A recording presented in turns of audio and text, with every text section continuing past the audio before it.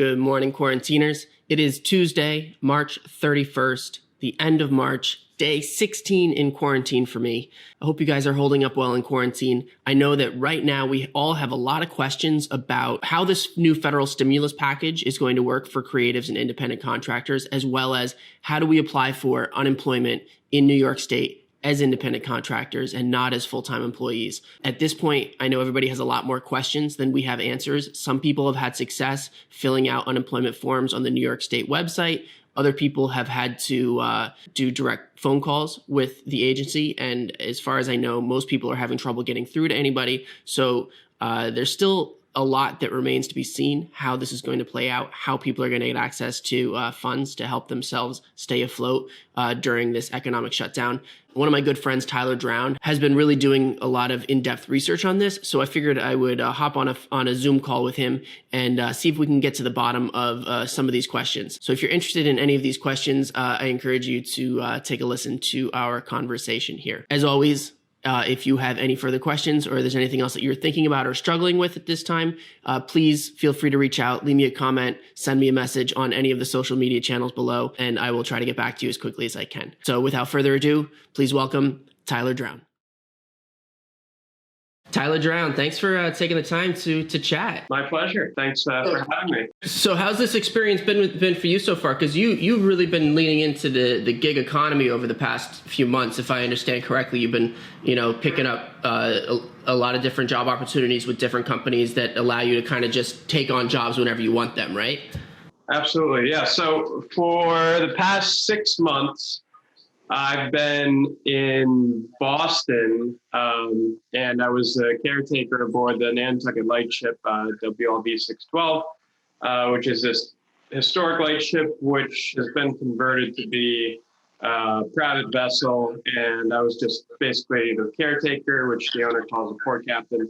And up there, I was getting my captain's license, merchant mariners, 100-ton or 50-ton license, and also, paying the bills by working on TaskRabbit and a variety of other platforms like that. And the owner of the lightship is quarantining on board. So 2 Sundays ago, he basically said, "Hey, I've got to." He moved aboard with his family, so I had to get out of there, and I wound up in Pennsylvania here. So I'm in Pennsylvania now, and I've been working on TaskRabbit and other platforms since summer last year. Okay. And what has that been like since the quarantine has gone into effect? Is there a quarantine in Pennsylvania, a shelter-at-home order? More or less, yeah, I believe so. And our bars and restaurants and work is shut down. People are basically not going into work, right? As far as I know, the only thing I've touched in Pennsylvania is the doorknob to this house. So you're in full quarantine. You're locked in. Yeah, I am also helping with some disaster food production work, essential working. So I have been doing that as an essential worker. And what does that entail exactly? Just making meals for Meals on Wheels.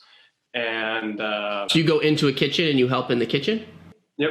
So, okay. So I'm not in the kitchen, but for packing. I'm helping pack. Okay. And so that's essentially getting meals out to families in need. Yeah, which I think the number of people in need is going to grow substantially. Do you think that organizations like Meals for Wheels are going to be able to handle that growth? I think that there are a lot of talented people out there who can help them expand their capacity, whether it's possible to get those people out of quarantine, or if they're able to travel, not out of quarantine, but on board and help them expand. There is essential work going on, and I think there's going to be a need for more. And you are comfortable doing it, and you're not threatening anybody in terms of, you're not putting anybody at risk. It's just me in this house. I think it might be good for some people to do as long as they're not putting anybody at risk. You mean anybody in their home by going out and potentially getting infected themselves and bringing that virus back to the house? That makes sense. So everybody's in full personal protective gear. Really? And yeah, I think everybody should be wearing, if you go out, even if you're just walking in the park, everybody should be wearing masks and gloves. Wow. If people were doing that on, as soon as this came out, if people have done that on airlines and airports and all these other things, and it's a totally foreign concept, and there's been a taboo here. There's not a taboo in a lot of Asian countries. Yes. It could have stopped its spread. I was just reading an article that was analyzing exactly that, where they were looking at Japan, they were looking at South Korea, they were looking at, apparently the Czech Republic has been the only country in Europe that's really leaned into the idea of wearing masks and gloves in public, and they now have the lowest rate of infection of any European country. And then you compare it to countries like Italy, the United States, and Canada, where we have this culture where wearing masks is not, part of our culture, and there's a big resistance to it. But you also have to add into the fact that the federal government appears to be really discouraging it. They've been downplaying the effectiveness of mask wearing. And my understanding of that is because there is a limited amount of masks. And the biggest issue we face right now is our healthcare workers not getting the PPE that they need. And when they don't have access to that's a different type of mask. And unfortunately, I think in the New York Times wrote an article too about how the masks don't do anything. They don't protect you. They don't, and they might not protect you, but it's not about protecting you. It's about protecting other people. And that's where I think they're missing the point. You're spreading it. In terms of the masks that'll just cover your face, you could use a T-shirt or anything, bandana, to just prevent the moisture in your mouth from becoming airborne. Exactly. With this virus, it's very easy to spread it that way. Yeah, and you have to think about in New York City, for example, elevators. People that live in these tall apartment buildings, you have to go down to the basement to do laundry, you ride the elevator. You have to go out to get groceries, you ride the elevator. And as soon as you have one person with COVID-19 in that elevator breathing that air and expelling, their water vapor into that elevator, I don't know how quickly that's getting removed from the elevator. Now, does every person who rides that elevator get it? So I think mask wearing could be quite important for that, in terms of diminishing the amount of the virus that's being expelled by a potentially sick person. Right. Well, people think that only sick people are the ones who should be wearing masks. Or, I know somebody who was taking their mask off, just wearing a mask outdoors and then taking it off when she went into the supermarket, which is the opposite of what you should be doing. Yeah. I think there's just a lack of understanding of how the masks work. I mean, you see people on the street, smoking with gloves on and a mask on, but they pull the mask down to smoke, and it's like now you're just breathing in all that. What you think, if you were stopping the virus from coming into your mouth before with that mask, well, now it's all on that mask. And now you're smoking with these gloves that have been touching things. And yeah, there's just a lack of understanding of how the mask culture should work. And maybe that's why, these countries, there is this very high correlation between low infection rates and high mask use. It's kind of hard to deny at this point. So the question remains, though, are we past that point? I don't know. Past what point? The point of being able to slow this thing down by wearing masks. Or you think it's because I think that'll allow people to get out more if they actually wore masks and everything like that, Right, that makes sense. So what you're saying is sure, you saw the image yesterday of people going down to West Side Highway. I was there. I was one of them. Were you wearing a mask? I was not wearing a mask, but one thing I can say is that those images were quite misleading, unless there was a different, unless it got worse than when I was there. My perspective of people on the ground there is that they were not congregating within close proximity to each other. There was a lot of spacing, and there were police there who were breaking people up and telling them to leave and pushing them along, telling them to get out of there. So the images that I saw that were posted were shot with telephoto lenses, a zoom lens that compresses the space between people and made it look like people were right on top of each other, but that wasn't what I saw when I was there. Now, you're absolutely right. People should not be congregating in an area to look at something, especially not when wearing masks. Being outdoors in general is better than being in a confined environment because the wind is going to disperse things. But no, you're absolutely right. And I just think that people don't fully understand that yet. And it's a question of, is this a really big cultural shift that's going to have to take place, that is going to take time? And it's not going to happen quickly enough. But the question really remains. So for gig workers, people in the gig economy, independent contractors who are completely out of work right now, and especially if they work in a service industry that may take months to come back, what are they going to do for work in the next 6 months to a year if the service industry really takes a long time? And it sounds like what you're saying is there may be a big opportunity for disaster relief jobs that may blow up, and there may be a lot of funding for them. So yeah, I mean, you just see what's you've got warehouse and fulfillment jobs that are open right now, but they're also striking. Yeah, so I mean, that's up in the air. I applied. I don't know. You don't want to cross a picket line, or you may have objections to that. But there's going to be a lot of complications because people need food in their houses, in order to quarantine. That's a prerequisite. And they need electricity, they need clean water, and sanitation, health. Right. So those jobs are going to continue. But I think what's interesting is what you're describing as this new, boom of, kind of disaster relief jobs like Meals on Wheels and these kinds of other maybe charity or government run organizations that are probably going to balloon over the next month as the situation becomes more dire, with people having trouble, A, with financial relief, and B, getting access to things that, maybe the economy is shutting down for. So that'll be interesting to see how that plays out and to see if opportunities like that do present themselves for creatives. What is the onboarding process like for that? Like how did you get involved in Meals for Wheels? Meals on Wheels. Somebody posted something and I reached out directly and I got connected with the people doing the production. But did you have to fill out paperwork and get approved, or did you just end up going in the next day? How long did it take? Sorry? All that stuff will happen, but right now it's just people in emergency mode just need bodies.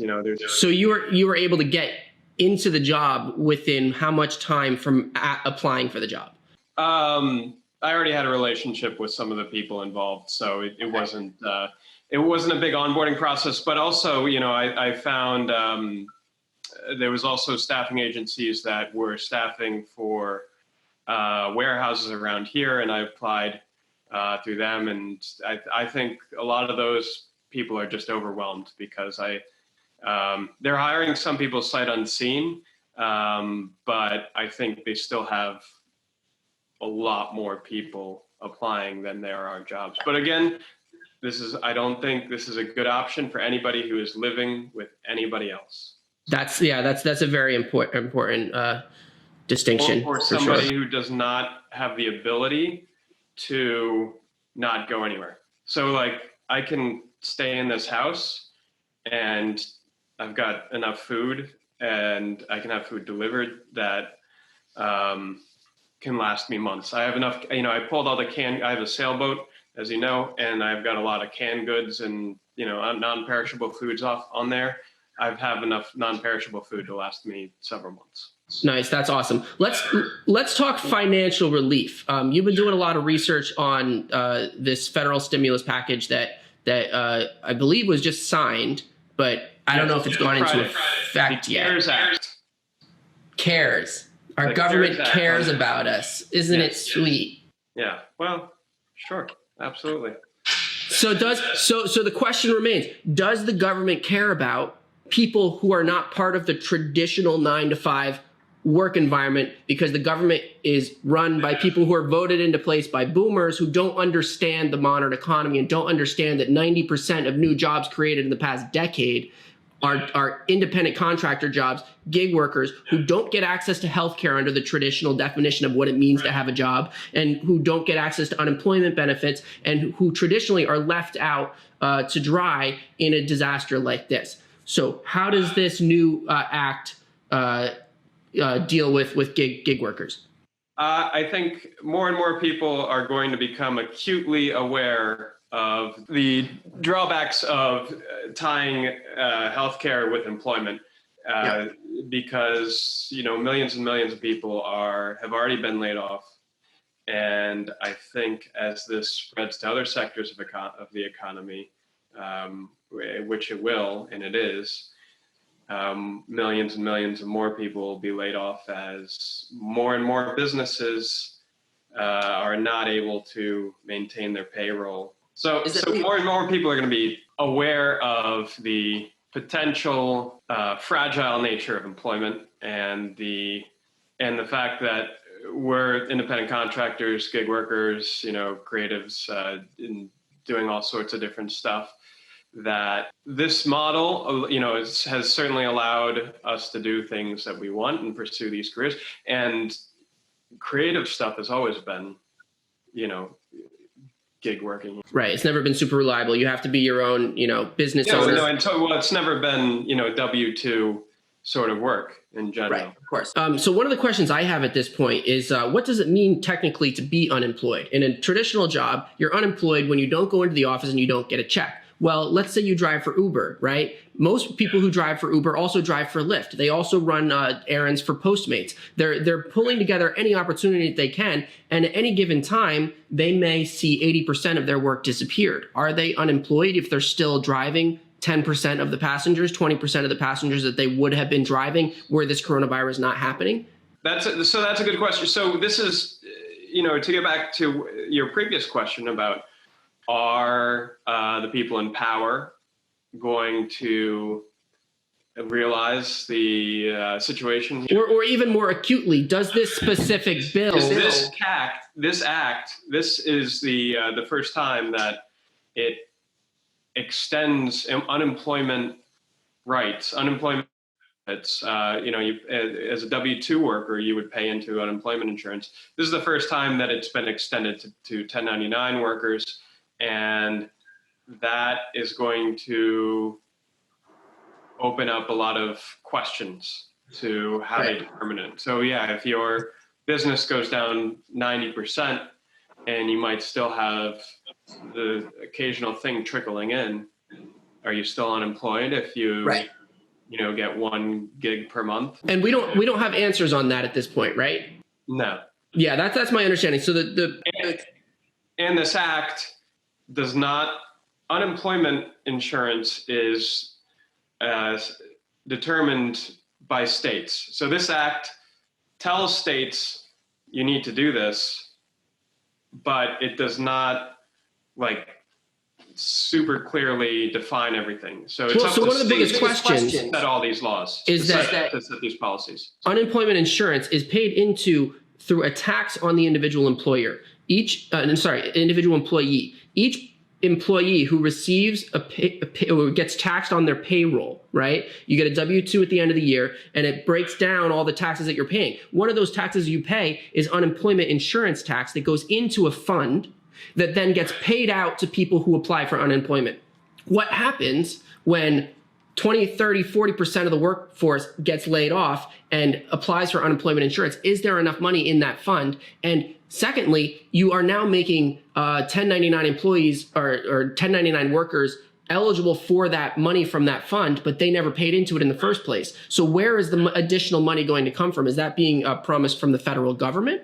That to me is not clear, but they're also running the printing press at the Treasury Department, printing a lot of money right now. So right, we have a lot of questions down the road. How long can the federal government keep up this stimulus? And B, how is it actually going to be allocated to individual people on the ground? And how are creatives and independent artists and independent contractors going to be able to take advantage of it to keep themselves afloat in the short term? And I think the bill and the legislators and political leaders have been calling it a stimulus. I think I end up thinking of it that way just because those are the only terms in their toolbox that they can think of. But it's not really designed to stimulate the economy. It's ideally what they should have done, and what other countries may have done, is to sort of freeze the economy in place. And then as soon as it is deemed safe to restart everything and reopen everything. Now, that hasn't happened. They haven't had a moratorium. So France had a moratorium on rent, property taxes, all of those sort of things. And so nobody owes rent for March 1st, April 1st, and the property owners subsequently don't owe their monthly payments either. Now, we have not done that in the United States. They have issued in New York State, they issued a stay or a no evictions for 3 months. But if you pay your full rent, you can, or if you don't pay your full rent, you can still be evicted. It's just the eviction courts are shut down. That's it. Right. But the problem with that is, let's say you don't pay your rent for 3 months, and now all of a sudden the 3-month moratorium is over. You still owe that 3 months of rent plus the next month's rent if you want to stay in your place. France did, which was a total moratorium. So Right. Ideally, it's to freeze the economy and to pay people to stay home. So to allow people to stay home, not necessarily to pay the people to stay home, but to give people the power to stay home, because they don't have to think about putting money in their pocket and how they're going to put bread on their table for their family and pay all these other bills. So, that's ideally what should have happened. And, this bill is more so geared to just sort of save and bail out certain industries and to extend unemployment benefits to gig workers and all these other things, and to put money in the pockets of American citizens to try to allow them to get through this with minimal danger and endangering other people. I think it could have been done better, but it certainly It's is a step. a good step. It's a first step. And it is interesting that they are treating this as a 1 month at a time thing. Like, they're not willing to make the commitment to this being several months long at this point. All of the stimulus is essentially for 1 month, with the idea that if we need it again in May, that they will pass another bill, right? Yeah, and I think it's likely they'll have to, but you got to play it day by day. Right. But at this point, though, at least they're not willing to look past April 30th, it sounds like. This is really for April. This is to get people through April, to keep the economy afloat through April. And then 2 weeks to negotiate. Hopefully the next one will only take 1 week. they're going to have to jump on that. So hopefully they'll be able to learn from the criticism of this bill. Also, once the funding starts getting dispersed, we're going to start hearing right away. Are people able to get the money that they need, or are people finding themselves unable to jump through the hoops that are being presented to them? Maybe they don't qualify because they're still driving for Uber, even though their income is down 90%. You know what I mean? So we're going to find out over the next couple weeks what that means for independent artists and independent contractors. So I guess at this point, we still have more questions than we have answers. What advice would you give to people who are trying to get their ducks in a row, to be ready for when the money starts flowing, to be ready to start taking advantage of that? So, I was talking to you last night. Besides unemployment insurance benefits, the Small Business Association or Authority has extended the qualifications for the economic injury disaster loans, which are loans basically to a small business to compensate for some sort of economic injury disaster, such as big hurricane or whatnot. Are there limitations? Qualifies nationwide. All 50 states are disaster areas and states of emergencies. So they've extended the qualifications so as a gig worker, you can qualify. Right. So you go onto the Small Business Association's website. Quick question. Do you know if that only applies to gig workers who have formed an LLC, or does that apply for any person receiving a 1099? So you could be a sole proprietor, non-registered business. You are a business whether you like it or not, as a artist, musician, independent contractor, whatever you're doing. If you're being paid 1099, a lot of people don't think of it that way and don't want to think of it that way. And there's a lot of politics behind that, obviously. Personally, I like this structure for myself, but I know other people don't feel that way. But regardless, small SBA, go online, see if you qualify for a loan. They will be giving out loans, and a lot of them, there are terms that they can be forgiven. So they're essentially a grant. That's what I was going to say, because what good does that do if you take on more money at a time when you're not making money, take on more debt at a time when you're not making money, because you're going to have to pay that debt back on the other side. If there's ways that you can get it, what's the word, forgiven, that would be incredible. But the other question is, are there limitations to what you're allowed to spend that on? Because can somebody get that? Let's say you're an Uber driver, right? On payroll, commissions. But you don't have payroll. You don't have payroll as a 1099 employee. Right, but so does that mean you can spend it at the grocery store? Can you spend it on your rent for your personal apartment? You know what I mean? Because that's what payroll goes as an owner's draw. And you're allowed to account and talk to your other things, but it is my understanding is it can be spent for personal compensation. It sounds to me though at this point that if you're going to go that route and start taking on an SBA loan, I think it sounds like it would be best to run that by an accountant and kind of get advice on your specific situation, because it sounds to me like there's just so many questions regarding A, how you can spend that money, and B, what's your liability going to be for that money 5 years from now if the government decides they want to come knocking for those loans and you have. And accountants are standing by. Well, let's hope. Let's hope that they're probably stuck in their houses. And, they were all excited for April 15th. Now it's postponed. So. Speaking of which, I think I need to get an accountant on here and talk to somebody. So I don't know if you know anybody. That would be great. And have them put out research on the Economic Injury Disaster Loans and the CARE Act and Payment Protection Program. Most of those are through the SBA Express Loan. A lot of those have been rolled into the CARES Act and expanded their eligibility and processing. And I think as an SBA has claimed that they will have the capacity if 1 million people, 2 million people, 3 million people all apply for these at the same time. They'll probably also be hiring. It sounds like Uncle Sam has deep pockets and is willing to spend whatever it takes to get us through this crisis, which is yeah, so far. So that is encouraging, to say the least. But again, the questions remain: how are individual creatives and individual independent contractors going to be able to take advantage of this, and what are the repercussions going to be down the road from that? So I think we're going to have to wait and see a couple weeks. Hopefully, I can get an accountant on here to maybe provide more insight. On a personal level, I'd love to hear, what's your perspective on the duration of this? How long do you see this playing out, and how long do you see yourself laying low in Pennsylvania, waiting it out? So I think that this will last several months. I think they'll open it up a little. I think some of these restrictions will be eased. When you say several months, you mean by like June? Yeah. That long, you think? Yeah. Possibly some of the stuff will be eased in May.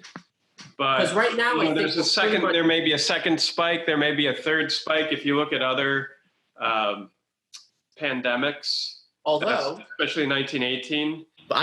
What's bizarre to me is, I looked at the 1918 spikes. It was like 2 or 3, I think, right, in 1918. Yeah. I just shared an article about the 1920 or the 1918 Stanley Cup, but there were people who died of it in 1920. The Dodge brothers, who created Dodge, the car company. Wow. Both died of H1N1, Spanish flu influenza. Oh, here I'm looking at this article, the Stanley Cup in 1919. Yeah. So the Dodge brothers both died, and one of them died in 1920. They died several months apart, and they both died of H1N1. Wow. From a spike that the pandemic began in 1918. So it actually came from Kansas, so it should be called the Kansas flu instead of this. Well, we're not going there with that with this one either, right? What's fascinating? Debates about nomenclature are very distracting. So yeah. What's your opinion on the numbers coming out of China? Because they're the only country that's been able to actually stop this thing, reverse it completely, and have no outbreaks since. Is that real? I think they have the capacity and the willingness to take extreme measures, and that people there are not necessarily scared of that their government won't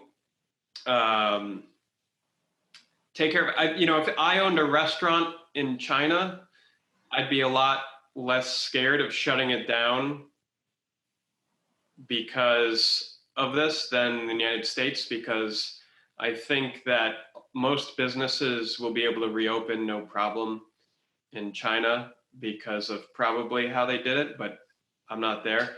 But my question is more, their numbers are real or whatever, but I think that in general, people are more used to their. But do you think that we can use China as an example of saying that it is possible to stop this thing before 65% of the population gets it? Because I think that's what I'm hearing is kind of what's required to have herd immunity and to avoid second and third waves of this, is that you need 2/3 of the population to get infected in order to avoid future outbreaks. Do you see the evidence coming out, the numbers coming out of China as being evidence that they're able to stop it before getting to that 2/3 number? And if that's the case, does that put a society at higher risk for further outbreaks down the road? And are we better off just letting everybody get it? Well, first and foremost, I have no idea how accurate those numbers are. Yeah. So I think if you look at a more open society that has a more freedom movement of the press, that like South Korea, for example, and see how they've handled it. That's true. They've stopped it completely, haven't they? Or do they still have some continued growth? I'm not an expert. I've been working a lot and working on projects too. I've been working on a ton of projects here. Nice. And not reading a ton about specifics about other countries. Fair enough. Well, I really appreciate your perspective on this. You've been really helpful to me in, helping me find articles and try to parse what's coming out of this new act. And it's great to hear that you've been able to find work with Meals for Wheels, Meals on Wheels, where it's not even just about making the money, but you're also able to give back to the community in a way that not everybody else has the opportunity to do right now. So I want to do more research on that here in New York City and find out what kind of opportunities like that are available, because there's so many people that you and I know in the industry that rely on jobs in the service industry sector that are going to be shut down for months now, and we don't know how long. And so we need to find what are the opportunities to replace that income so that people can get through this pandemic here in New York City, and of course in other cities where creatives tend to congregate. So I really appreciate your perspective and being able to share things with everybody here today. Please keep me posted on how things are going for you. I look forward to hearing your progress and any insight you have on this going forward. Yes, indeed. Thank you, Tyler. Well, stay safe, be well, stay in touch. Well said. Yeah, indeed. All right. Thank you, Tyler. Ciao. All right. Thanks for checking out this video. If you found any of this useful, or if you have any further questions, please leave me a comment or send me a message on any of the social media channels listed below. I'd love to hear from you. Thanks so much.